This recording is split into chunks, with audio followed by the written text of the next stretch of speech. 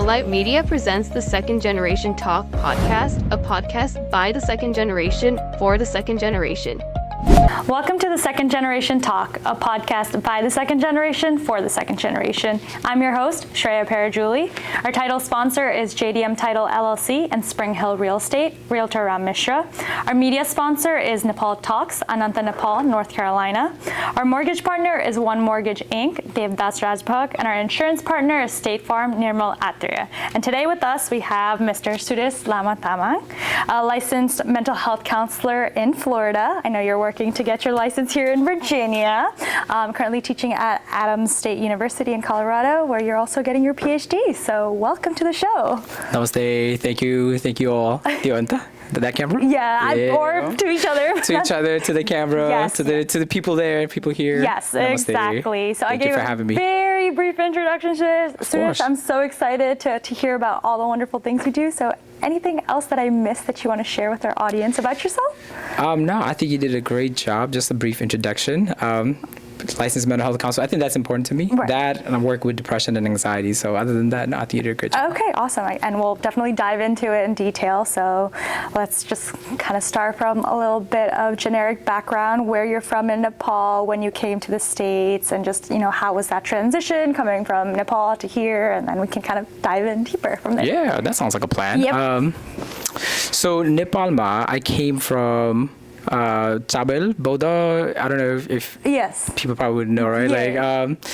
I went to my school in Nepal until I came to America was Ideal English Higher Secondary School. Okay. I did my 8th grade Jilla Stadiya. I finished that before it was outdated. Okay. I did that. Then I came here in 2006. Okay. Right. And since then, got my high school here, started high school, got my bachelor's. Right. The rest is history here. Okay. Yeah. Awesome. I guess, was it a tough transition coming from Nepal to here, or do you feel like you were fairly young and you assimilated pretty quickly to life here? I think acculturation and assimilation is an interesting thing, right? Right. In that moment, it didn't sound or it didn't feel like it was difficult, but looking back, there are some pockets where I was like, oh, I don't know what this is. Right. And then you just have to kind of accept it as an immigrant experience. Right. I have an older sibling. Okay. And I think she did a great job of guiding me through a lot of these tough terrains, because when I was here, she was always, like the oldest sibling and the youngest sibling. Right, There's always that, the older sibling is the parent of the younger sibling. I have a younger sibling, so I get it. You know that. I get it, yeah. Okay, well, as a younger sibling, I get it too. Okay, there you go. We'll share our experiences from other sides of the spectrum. Absolutely, and I like that kind of conversation yes, anyways, right? Definitely. So when I came here, Mir Didile, she was like, she did a good job because she was already always academic focused. Right. She's one of those type A individuals who knew what she wanted to do. I think we'd get along really well. I was like, that is my kind of person. Oh, you both definitely will that. She knew she wanted to be a doctor since she was like 6-7 years old, and then she became a psychiatrist. Right. Like, she persevered. That's awesome. But having a sister who's good at planning, who's good at focusing, definitely helped me. But it also molded me to be not a type A, as you could say, right? Like, so when I came here in high school, she took the role of becoming a guidance counselor. She became the person to guide me through a lot of these challenges. Right. There was emotional support more often than not, but there was more of a direction of what to do, where to go next. Right. There wasn't a lot of confusion. The challenging part with the assimilation was fitting in, right? This is not Northern Virginia is much more people of colors now. Yes, Nepali very diverse area that we are in. Back in the day, we didn't have that many, right? So when I first went to high school, I was the only Nepali person. It was rare that you see any Nepali person out there. So when you do it, you're like, New York, when you come in, I know there's like a huge Nepali community there, but here there isn't. Right. So what comes in my mind when you think about assimilation is, in counseling theory, there's this theory called RCID, Racial Cultural Identity Development Model, that talks about different integration phases that you go through in order to find your own identity, your own authentic expression and your identity as a counselor, as just a human being. Right. I think I went through that, where you go through this phase where you're like, I'm not sure I want to be Nepali. I'm not sure, you know? I think a lot of us, like, felt that way, where we like shunned our culture a little bit, but now we're like, I love my culture. Yeah. Right? You know what I mean? Like, you kind of want to feel like you want to belong. Right. Hollywood, music. Yeah, we're like, we want to fit with the people here. Was that your experience as well? I think so, yeah. I think there was a long period of time where I was just like, I knew I was Nepali, but I felt like I never fit in fully. And then I felt like I was too Nepali for, the American culture and people, and then at home it felt like I'm too white, I'm too American, And I get that comment even now too. Where I'm like, in the house I'm not too Nepali. When you go out, you're too Nepali. It's like, where do you fit? And the answer always comes, and I think this is something that you probably have come to, right? Like, where do you draw the line is what matters. So in sense, yes. So I think it sounds like we have shared similar experience with assimilation, where you have to kind of fit in. You kind of have to kind of lose a little bit of yourself as you're developing something new. But then that meaningful experience of finding yourself can only come once you lose it. Right.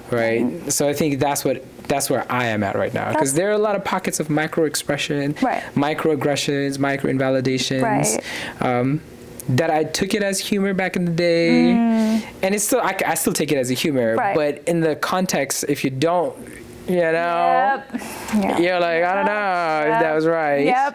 And you look back at it and you're like, And I think as you get higher into like academics, so you go to like a higher level education, it gets better, it gets easier. That's just been my experience. So that's awesome. So I guess you talked about how you're very passionate about mental health. I guess what kind of drew you into the mental health field? Was it your sibling? Was it your family? Like, I guess what piqued that interest to begin with and led you to where you are today?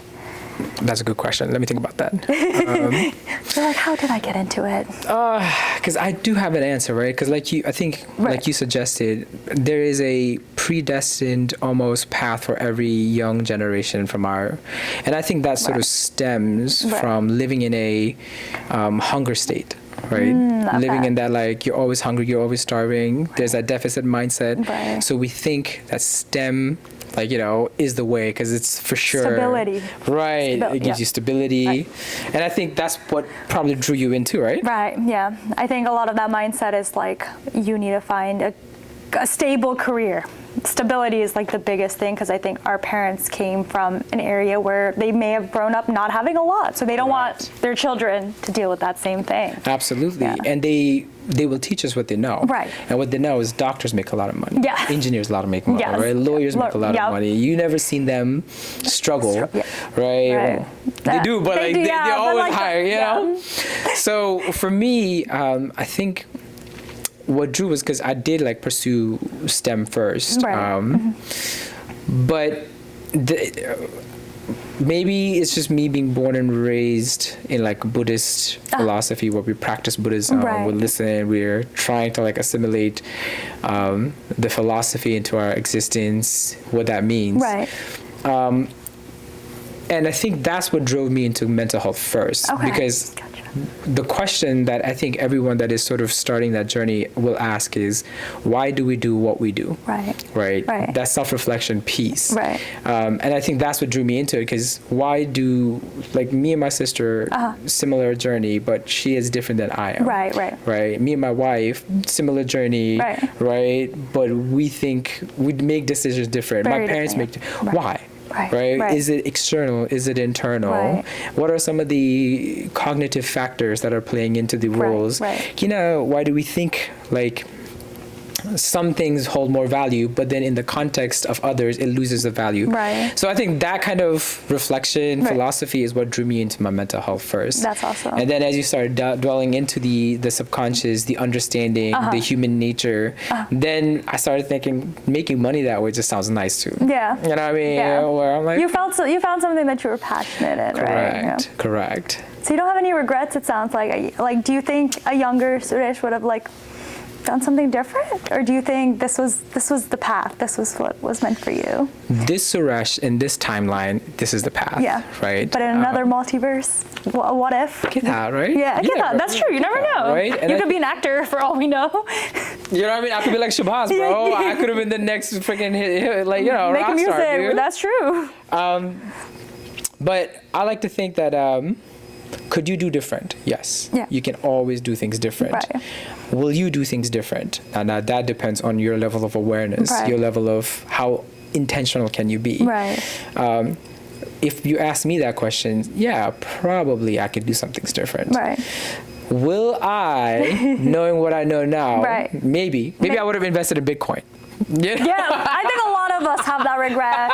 We should have bought the Bitcoin when it was like at $5K for one Bitcoin. Dude, right? We would have been rich. Set, right? Or set maybe for life. we would have like invested something. But right.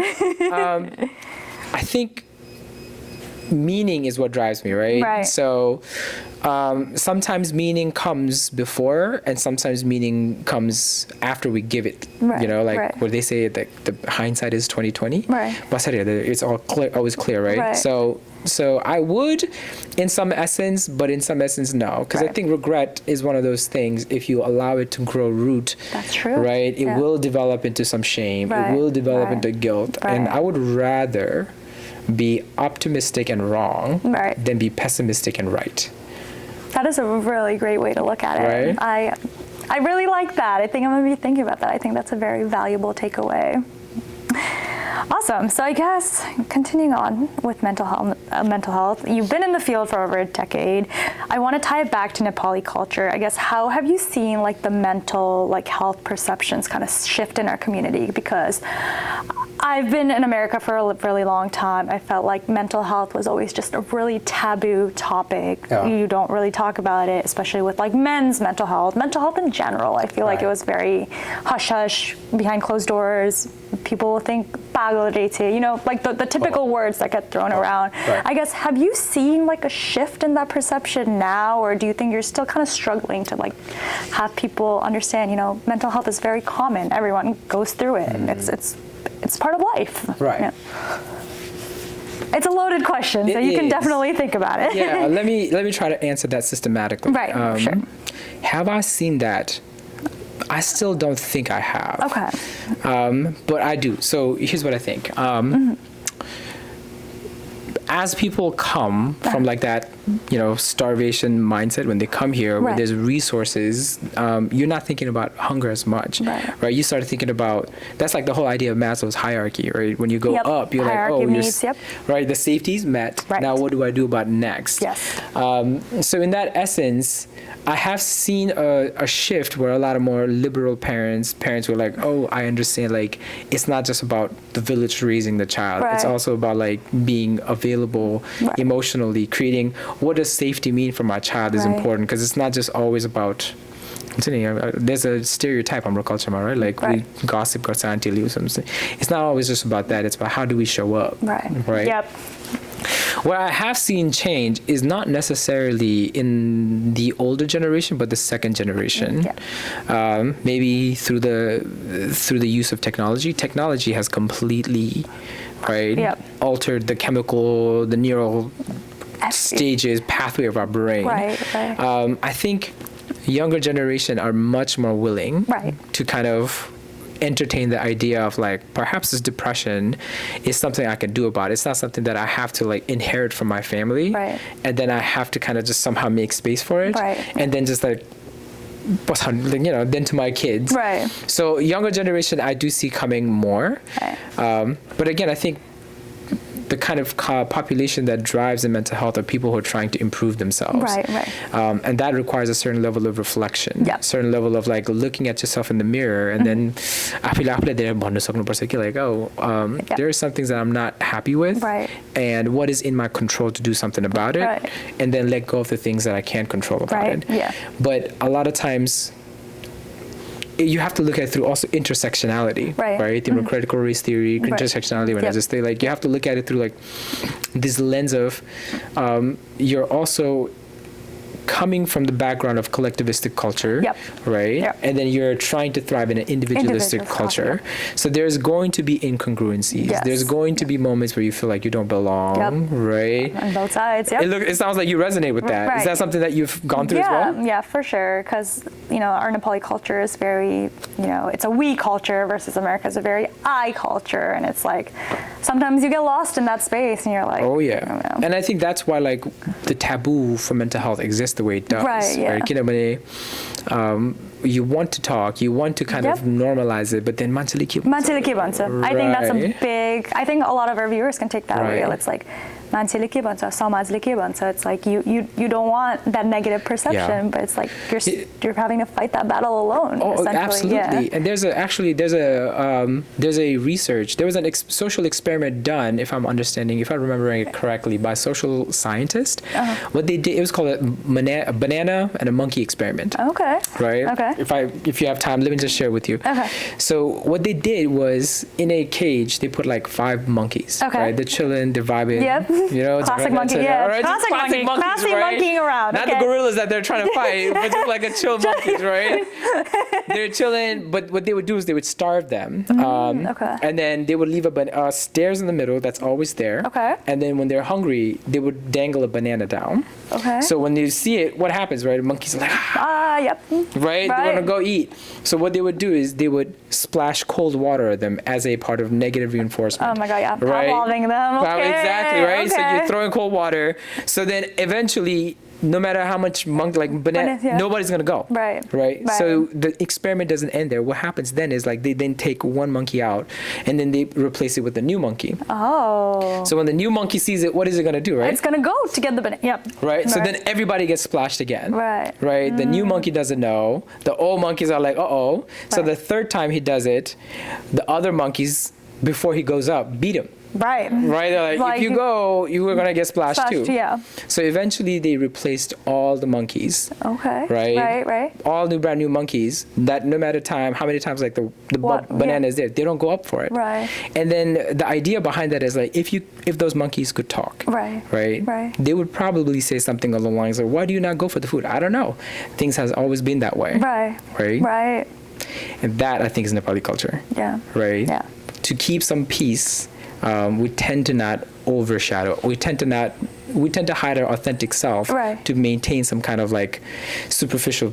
And I think there's a time and place for that. Right. I don't want to say that's something wrong. I think that is our collectivist cultural. It's a strength. Right. But if you pathologically always overemphasize collectivistness over your individual need, then I think that is the ground for you to develop some level of incongruence, right? That is the ground for you to develop some kind of depression and anxiety. You lose yourself every time. Right. You know what I mean? Yeah. Trying to appease others in a sense, Yes. So I think, young generations definitely, they understand They're definitely more open to it. Maybe it is because of technology. Who knows? Yeah, because I think there is a lot of evidence that backs that up. Right. And what I mean when I say that is travel broadens the mind, right? Yep. Travel broadens the mind. Even though our people in our country don't have the means, because of corruption, because of like you have to prioritize what's in front of you, then like let's go to Japan, Nepal, right? I think social media has broadened their mind where they see their different ideas, different thoughts. But applying that in that Western way, in an Eastern context, will always be, because you're going against the grain. Right. But I see it, man. I think I have faith in new generations of Nepali people. Yeah. I just have faith in people because no one's above redemption. Yeah. Right. Exactly. But I think younger generation definitely are going to carry Nepal. I have faith in that. That's awesome. Yeah. Yep. Believe in our second generation. Oh yeah. I guess, how do you personally set boundaries or protect your own peace, working in the mental health profession? How do you do that? Let me ask you that question. What do you think is boundaries? The ability to say no, for me personally, is how I take boundaries. That's where I struggle. I feel like I'm a big people pleaser. I can say that on camera. I feel like a lot of people probably feel the same way, and there's like they don't want other people to look at them in a certain light, So I think I struggle to say no or to choose to do things that bring me happiness. I think I like to do things so I protect the peace. See, I like that. Yeah. My definition will be a little bit different. Okay. Maybe it's a little bit different because just from a men's perspective as well, right? Okay. Yeah. I like that. It is an ability to say no, but boundaries is something you practice within yourself. That's fair too. Right? Right. Like expectations is what you practice with others. Yeah. Right? But boundaries is something you practice with yourself. Right. It is our ability to say no. It is our ability to go, I realize because I am also a little people. Okay. Okay, I feel a little better. No, yeah, you're not alone. Listen, I think that's also like part of the Nepali culture because when you're taught to be obedient your whole life, now you naturally tend to want to keep the peace and exactly. Right. Now, how are you gonna automatically start being like independent when you've been taught to be you have to follow where there's smoke there's fire, right? That kind of thing. I think when there's people-pleasing tendencies, what I have come to understand about myself is that there's also a lot of fear of abandonment, right? Because we tend to please others with the cost of abandoning ourselves, because that is peace. If things else, that's the collectivistic way of looking at it. Peace outside, then there will be, I wouldn't have to worry about it, right? So boundaries to me, when I'm practicing it with my clients, right, whether they're having like suicidal thoughts, whether they're going through some divorce, whether they're going through some really life-changing practices, is when I'm telling myself, when I'm talking to myself and being like, how far am I willing to go? Because if not, boundaries have a tendency to become riddled with holes, or boundaries will have a tendency to become a stone wall. Right. So if we look at it through the lens of like relationship, when I'm having boundaries with others, I'm practicing and sharing my requests and expectations, like with you, right? I'm like, hey, please don't do that. But can I control the fact that you will respect that or not? Right. So then the boundary for me is, do I want to ask that? Right. That is boundaries to me. So how I practice is that. And I do a lot of like hobbies. I think I saw somewhere, and I think there's some truth to that like you need 5 hobbies. Like, okay, what are your 5 hobbies? Yeah, I know. Now you gotta share. So they say, well, all kinds of hobbies, right? Okay.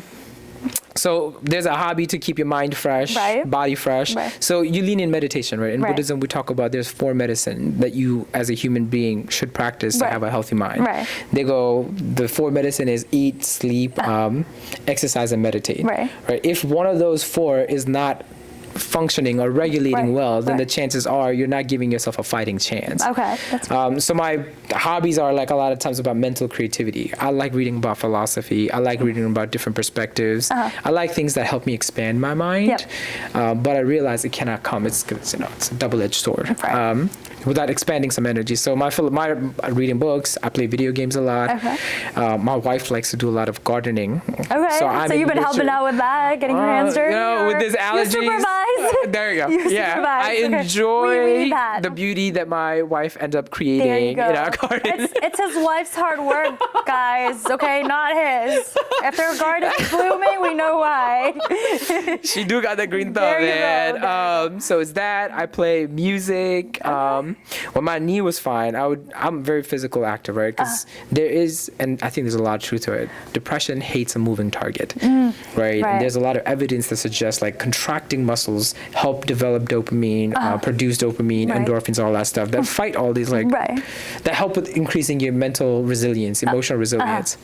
So yes, so my hobbies require that. And I encourage everyone to have those, right? A hobby to kind of help you think about money differently, a hobby to help you think about life differently.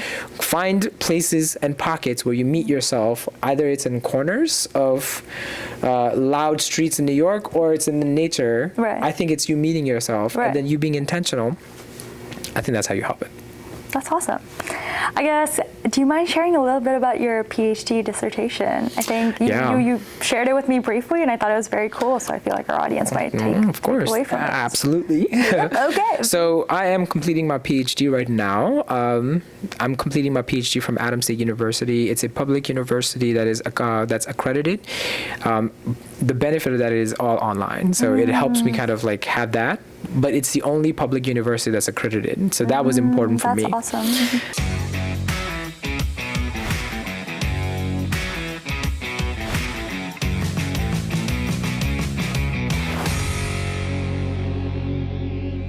A Light Media presents the Second Generation Talk podcast, a podcast by the second generation for the second generation.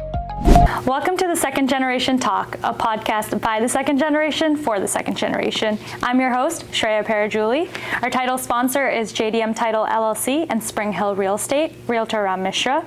Our media sponsor is Nepal Talks, Ananta, Nepal, North Carolina. Our mortgage partner is One Mortgage Inc., Devdas Rajbhag, and our insurance partner is State Farm, Nirmal Atreya.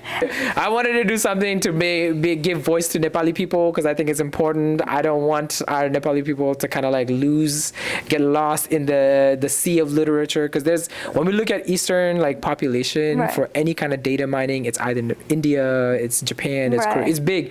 Nepali people gets lost, so I wanted to give voice to that. Yeah. So my dissertation is called Between Two Cultures. It's a qualitative study, it's a transcendental phenomenological study. The question I'm looking for is the lived experience of connection among Nepali immigrants residing in the U.S. Gotcha. Once it publishes, you guys can check it out, right? Read my dissertation on it, because it's the idea about what is connection, what are the barriers to connection, because I think if we can understand and have a healthier conversation about safety and what emotional security looks like to Nepali, then I'm hoping young generation can take it, apply it with their family, because hating your parents is not the way, then enabling your parents is also not the way, right? There has to be a balance. That balance. Correct. Yeah. Solid. I think you've shared a lot of wonderful advice today, Suresh, but I want to ask you, what is one last piece of advice you want to give our audience? And about anything. All right. I say be kind. That's my suggestion and advice. Empathy is a powerful experience, and be kind. I'll leave you with a story. This is what Alan Watts talks about in his experiences in his books. If you really don't know what you want, right? You've been looking for your life, you're trying to find, you really don't know what you want, then there's two things. One, you don't know yourself. Right. Or two, one, you don't know yourself, or two, you can never really meet yourself because you already have it, right? So one, you already have it, or two, you can never meet yourself because you don't know yourself. And you don't know yourself because the Godhead can never be the object of its own examination, right? Essentially meaning, the eyes cannot see itself, the teeth cannot bite itself, right? The knife can't cut itself, fire can't burn itself. When you're looking at yourself, cannot know it yourself by yourself. You need in order to know who you are, you need in the context of others. So please be kind, right? Include kindness and empathy, because I think if we do that, in Nepali culture, what I want to send out, anyone who watches this, is to learn how to love things. Because I think in Nepal, we don't teach our kids to love things. We teach our kids to be obedient. We teach our kids to perform. We teach our kids not to do things, to not bring shame, to not bring guilt. But our culture does not inherently teach how to love things. We have great poets, we have great scholars. But we don't say, oh, you like that, you love that, go do that. Find something that you love. We don't teach love. To teach love, to know love, I think you have to know in the context of others. So that's what I would want to say. Be kind, right? If you don't know what you want, you already have it, or you don't know yourself. To know yourself, you have to have others. I love that. That was beautiful. So thank you so much. I think we got a lot of valuable insights, and I'm very proud of you and everything you've accomplished, and we're excited to read your dissertation. So thank you. Same here. On the lookout. Same here to you as well, Shreya. You've made a wonderful life of yourself. It sounds like you have learned to kind of come meet yourself in places that are complicated, difficult. Got your master's. People don't know. Got her master's degree. Bought a house. It's not a small feat in America in this day and age. Secure yourself stability, and I don't think people tell you that enough. That I hope that you're proud of yourself. Thank you. You know what I mean? Because I don't think that comes in our culture a lot. So thank you. I hope you're proud of yourself too. Thank you. Thank you for watching the Second Generation Talk, a podcast by the second generation for the second generation. Be sure to like, comment, and subscribe, and follow our YouTube channel, and be sure to look out for more episodes. Thanks for watching.